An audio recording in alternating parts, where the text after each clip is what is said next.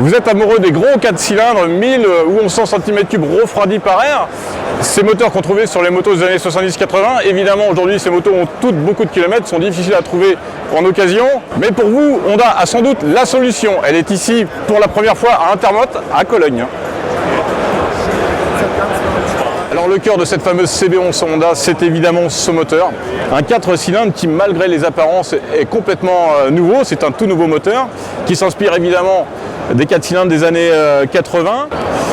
Ici, on a juste un radiateur d'huile d'appoint pour aider au refroidissement, mais c'est en tout cas un moteur 100% refroidi par air. Seule concession à la modernité, son injection électronique. Évidemment, aujourd'hui, avec les normes anti-pollution, on est obligé d'avoir recours à ce type d'alimentation. Pour le reste, c'est vraiment un moteur fidèle à l'esprit de ses devanciers, puisqu'on retrouve d'un côté l'allumage, de l'autre côté l'alternateur, en bout de vilebrequin, alors qu'aujourd'hui, sur les 4 cylindres modernes, on les retrouve plutôt derrière le bloc cylindre. Donc, un 4 cylindres qui respecte vraiment l'esprit des motos des années 80. Honda, pour ce CB1100, nous promet à peu près 90 chevaux à 7500 tours minute et une valeur de couple maxi aux alentours des 6000 tours minute. C'est évidemment un moteur qui mise sur l'agrément plus que sur la performance brute.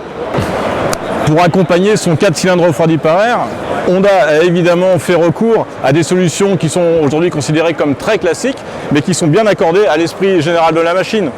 On retrouve à l'arrière 2 amortisseurs classiques, juste réglables en précontrainte, un bras oscillant en acier, un cadre tubulaire, tout à fait classique, double berceau. Même esprit à l'avant de la machine, puisqu'on retrouve ici une grosse fourche classique, avec juste ici des réglages de précontrainte. Seule concession au modernisme, ces étriers 3 pistons, qui sont reliés à l'arrière par un système intégral et couplés à l'ABS.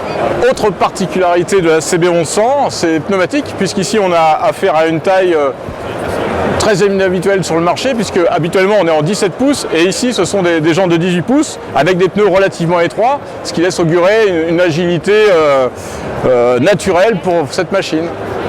En bon 4 cylindres en ligne, la CB1100 fait ici confiance à un système d'échappement type 4 en 1 avec un seul silencieux latéral.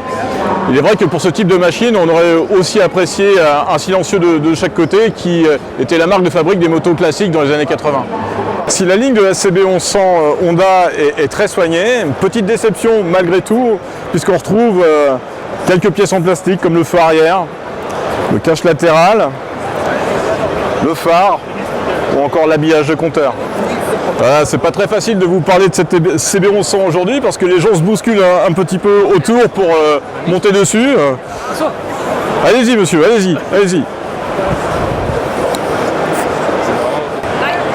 Bon, c'est à mon tour maintenant. Bon, voilà, je monte sur cette machine. Ce qu'on remarque, c'est que la selle est relativement basse, ce qui devrait permettre à la plupart des gabarits de s'installer à bord relativement facilement.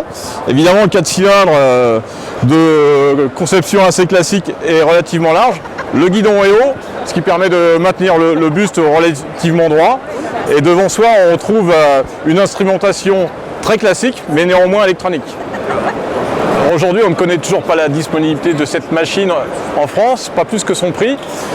En la matière, comment Honda va-t-il la positionner en concurrente des XJR 1300, CB 1300 qui sont positionnés aux alentours des 10 000 €? Va-t-il au contraire la positionner dans un tarif un peu plus premium? On ne sait pas, mais on vous le dira dès que possible sur motostation.com.